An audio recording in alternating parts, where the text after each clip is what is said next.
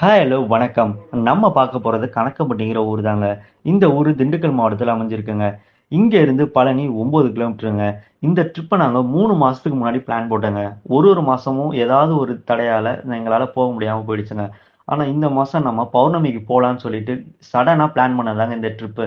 நேரா பழனிக்கு போயிட்டு பழனி ஆண்டவன தரிசிச்சுட்டு அதுக்கப்புறம் கணக்கம்பட்டி வந்தோங்க.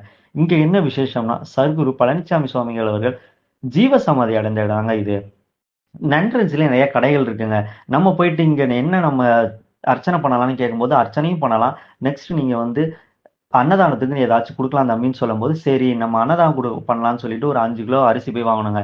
நம்ம வாங்குறத பார்த்துட்டு நம்ம கூட வந்த பையனும், நானும் அன்னதானம் பண்றேன்னு சொல்லிட்டு அவனும் வாங்குனாங்கங்க. அங்க இருந்து நேரா போகும்போது என்ட்ரன்ஸ்ல விரிய மரம் இருக்குங்க. ரொம்ப நாள் வீடு கட்ட முடியாதவங்க, அந்த மரத்துக்கு கீழ இருக்கிற கற்கள எடுத்து மனசுல வேண்டிக்கிட்டு கற்கள எடுக்குனா வீடு கட்டுற வாய்ப்புகள் ஏற்படும்னு சொல்றாங்க. அதுக்கப்புறம் அவர் வாழ்ந்த வீட்டுக்கு போனாங்க. பட் ஆனா அங்க நம்மள வீடியோ எடுக்க அலோவ் பண்ணலங்க.